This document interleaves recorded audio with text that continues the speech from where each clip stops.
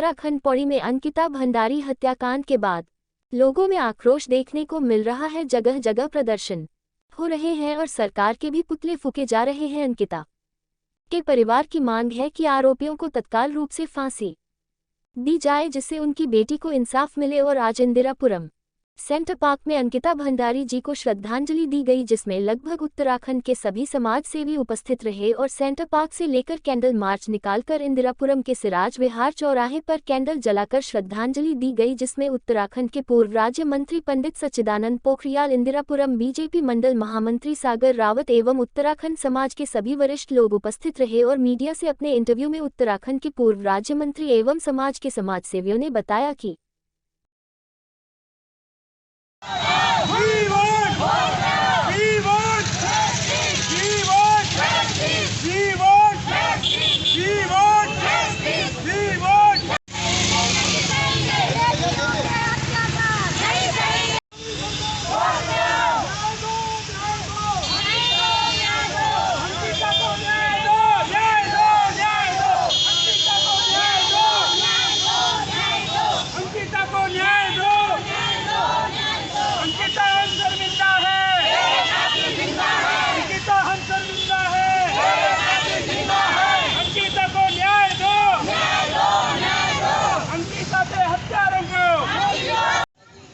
पोखरियाल साहब जी, आप पार्टी में पूर्व मंत्री रहे हैं और आपके सरकार में पूर्व मंत्री दर्जा प्राप्त के बेटे ने ऐसा कृत्य किया है, क्या लगता है आपको, क्या देखते हैं? देखिए, कोई भी माँ बाप अपने बच्चों को ऐसी शिक्षा नहीं देता कि वो जाकर के समाज में ऐसे जघन्यतम अपराध करें। माँ बाप तो माँ बाप ही होते हैं। और रहा जहाँ तक कि हमारी पार्टी के वो मंत्री रहे हैं, तो मैं आपको बता दूं कि तत्काल प्रभाव से हमारी भारतीय जनता पार्टी ने डिसीजन लिया और उत्तराखंड में तत्काल प्रभाव से उन दोनों पिता और पुत्रों को पार्टी से निकाल दिया है।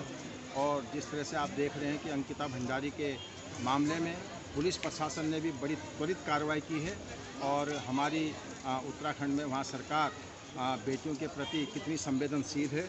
और इस घटना का संज्ञान वहाँ पर तमाम लोग ले रहे हैं, तमाम राजनीतिक दल ले रहे हैं, भारतीय जनता पार्टी तो ले ही रही है और अन्य लोग भी, सामाजिक संगठन भी इस घटना को लेकर के बहुत जो है आक्रोशित हैं। और ये घटना केवल जो है गंगा भोगपुर कोड़िया की नहीं है, यह घटना तो पूरे देश के लिए और पूरी देश की बेटियों के लिए एक जो है तमाम चिंता का विषय है। और तमाम देश में इस घटना के खिलाफ बहुत ही ज़्यादा आक्रोश लोगों में है और मुझे उम्मीद है कि बहुत जल्दी इन्वेस्टिगेशन समाप्त होगी। जैसा कि अभी मुझे पता चला है कि अभी पोस्टमार्टम रिपोर्ट नहीं आई है, उसके बाद ही कार्रवाई जो भी पुलिस वहाँ पर कर रही है बहुत त्वरित गति से कर रही है।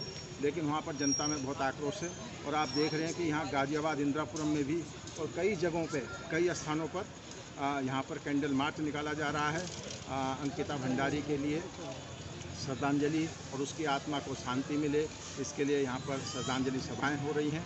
और सरकार से हम मांग करते हैं, तमाम प्रवासी लोग, कि बिना किसी भेदभाव के निष्पक्ष तरीके से पुलिस प्रशासन अपना काम करे और जो भी इस घटना में संलिप्त हैं, जिन्होंने भी इस घटना को अंजाम दिया है, उनके खिलाफ कठोर से कठोर कार्रवाई की जाए। देवभूमि पे आए दिन ऐसे मामले देखने को मिलते रिजॉर्टों में, क्या लगता है पूर्व मंत्री रहे हैं कि सरकार से एक गुजारिश करेंगे, एक आवेदन देके ज्ञापन के माध्यम से कि ऐसे ही घटनाक्रम को जो रिजॉर्ट बना रखे हैं वहाँ देवभूमि को एक उन्होंने एक जो बोलना चाहिए वो अड्डा बना रखा है, तो ये बहुत चिंता का विषय है कि जो देवभूमि पर्यटन के लिए विख्यात थी और जहाँ पर तमाम सैलानी लोग जाते थे, वहाँ पर जैसे जैसे आर्थिक उन्नति हुई, आर्थिक विकास हुआ है, तो कहीं ना कहीं समाज में नैतिक पतन भी देखने को मिल रहा है। और मैं प्रशासन से मांग करता हूँ, सरकार से मांग करता हूँ कि वहाँ पर जितने भी रिजॉर्ट बने हुए हैं, जिनका कि एक संदेश जाता है ये रिजॉर्ट नहीं है, ऐश गाह है, तो ऐसे रिजॉर्ट जो वन क्षेत्र में बने हैं, क्योंकि उत्तराखंड में तो 70% वन भाग है, लेकिन कहीं कहीं जैसे जहाँ ये घटनाएं ऐसी हो रही हैं, ये बड़ी चिंता का विषय है। और सरकार को इनकी निगरानी करनी चाहिए, समय समय पर यहाँ पर जो है छापेमारी होनी चाहिए और इनकी मॉनिटरिंग होनी चाहिए।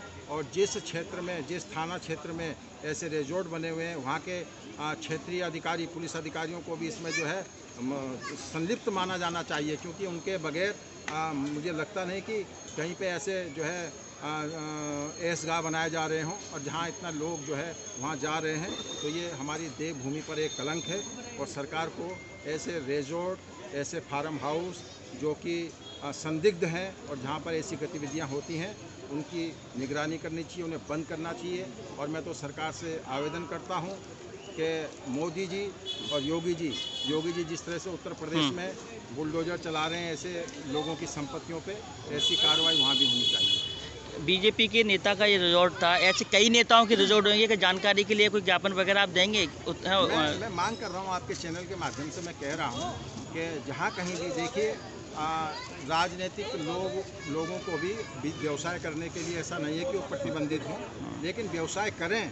लेकिन जहाँ कहीं भी ऐसी, मैं कह रहा हूँ ना कि जिन पे भी जहाँ भी ऐसी संदिग्ध गतिविधियाँ चल रही हैं और जो दूर दराज क्षेत्रों में हैं, वहाँ पे सुरक्षा के लिए आम जनमानस की सुरक्षा हो, वहाँ पर ऐसी घटनाओं की पुनरावृत्ति ना हो, इसके लिए सरकार को अपने नियम कायदे कानून को बनाने ही पड़ेंगे। आप जैसे कि जानते हैं 26 तारीख को हमारे देवभूमि उत्तराखंड के ऋषिकेश में एक जघन्य अपराध को अंजाम दिया कुछ अपराधियों के द्वारा, और हम ये मानते हैं कि आप जानते हैं कि ये आज पूरे भारतवर्ष में इस बेटी के लिए जो अंकिता भंडारी है, जिसके साथ जघन्य अपराध ऋषिकेश के एक रिजॉर्ट में हुआ है, और हमने कभी सपनों में भी नहीं सोचा होगा कि हमारे देवभूमि के में इस प्रकार के कृत्य कोई कर सकता है या उनकी सोच भी ऐसे हो सकती है। हमने कभी जीवन में नहीं सोचा होगा, और देवभूमि में अगर इस प्रकार का काम होगा तो मुझे लगता है कि ये पूरे देश के लिए बहुत ही गलत मैसेज होगा। इसलिए हमें उत्तराखंड सरकार, हमारी सरकार से अनुरोध करते हैं पूरे जनता की ओर से कि इस प्रकार के अपराधों को जड़ से, दिखावे का काम कोई ना हो, जड़ से ख़त्म करने का कार्य किया जाए। और हम जल्द से जल्द उत्तराखंड देवभूमि की जनता ही नहीं, पूरे भारतवर्ष की जनता चाहती है कि इन अपराधियों को सख्त सज़ा मिले, फास्ट ट्रैक कोर्ट पे इनकी सुनवाई हो और इनको जल्द से जल्द फांसी मिले, और इस बेटी अंकिता भंडारी को जल्द से जल्द जो हम लोग श्रद्धांजलि अर्पित कर रहे हैं, इसकी आत्मा को शांति मिले। बहुत दुखदपूर्ण घटना है हमारे उत्तराखंड की बेटियों के लिए। क्या चाहा था उस बेटी ने? थोड़े अपने परिवार की मदद करना, तो क्या हमारे बच्चों के लिए आज इतना मुश्किल हो गया बाहर निकलना? क्या एक बेटी अपने पैरों पे खड़ी नहीं हो सकती है? अगर खड़ी हो सकती है आज कोई भी माँ अपनी बेटी को कैसे बाहर भेजेगी जब किसी बेटी की ज़िंदगी में ऐसे हो जाएगा? मैं तो चाहती हूँ, मेरी अंतरात्मा तो बोल रही है कि उनको फांसी दो। और मैं कल सुन रही थी, मैं डिबेट भी सुनती रहती हूँ, वीडियो पे आ रहा है, आजकल फेसबुक पे आ रहा है, लोग बोल रहे हैं 1 करोड़ पैसे दे दो उनको। 1 करोड़ से क्या होगा? उसकी बेटी वापस आ जाएगी। ऐसे कब तक हम बेटियों की कीमत लगाते रहेंगे? हमारी बेटी क्या 1 करोड़ रुपए की थी? मैं तो बोलती हूँ उस बेटे को मार दो ना, उस बेटे को मार दो और 1 करोड़ रुपए हम देते हैं मिलके उसके बाप को, वो जो नेता बना है उसके बाप को हम देते हैं 1 करोड़ रुपया। अगर उसकी वो पूर्ति हो जाएगी 1 करोड़ रुपए से, उसकी माँ को बोल रहे 1 करोड़ रुपए दे रहे। सर बोलो, एक बेटी की कीमत 1 करोड़ रुपए है, कितनी बेटियों की कीमत लगाएंगे हम? वो क्या कर रहे थे उस बेटी के साथ? कीमत ही तो लगवा रहे थे उस बेटी की। क्या बोल रहे थे उसको? यही तो बोल रहे थे एक्स्ट्रा सर्विस दे, पैसे मिलेंगे उस चीज के। उसने अपने आत्मसम्मान की रक्षा की ना, आत्मसम्मान की रक्षा में उसको जान की बाजी लगानी पड़ी। मैं तो उसका बलिदान मानती हूँ कि आज हमारी बेटियों के लिए कम से कम उसने एक मिसाल कायम की, और उसने जता दिया कि उत्तराखंड की बेटियाँ बिकने वाली नहीं है। उत्तराखंड की बेटियाँ नमक रोटी खाएगी लेकिन अपना आत्मसम्मान कभी नहीं बेचेगी। और मैं तो बिल्कुल मैं सरकार से इस बात से सहमत नहीं हूँ। लोग बोल रहे 1 करोड़ रुपए की जान ठीक है, वो तब जब माँ 9 महीने अपने बच्चे को पेट में रखती है, उसकी कीमत चुकाई जा सकती है क्या? मैं तो बोलती हूँ हमें हमारे हवाले कर दो उस लड़के को ना। और सख्त मैं तो बोलती हूँ, मेरी सरकार से भी अपील है, पूरे देश से और मोदी जी से, योगी जी से, सबसे मेरी अपील है कि उस लड़के को जल्दी से जल्दी फांसी दो, जितने भी हत्यारे हैं वो। तभी हमारी बेटी को भी शांति मिलेगी और हम जितनी माएँ हैं हमको भी तभी शांति मिलेगी। नहीं तो तब तक हमें शांति नहीं मिलने वाली है। और हमारी बेटियां आत्मसम्मान बेचने वाली नहीं है। ठुकरा दिया उसने उनका ऑफर, इसीलिए उन्होंने उसकी जान ले ली।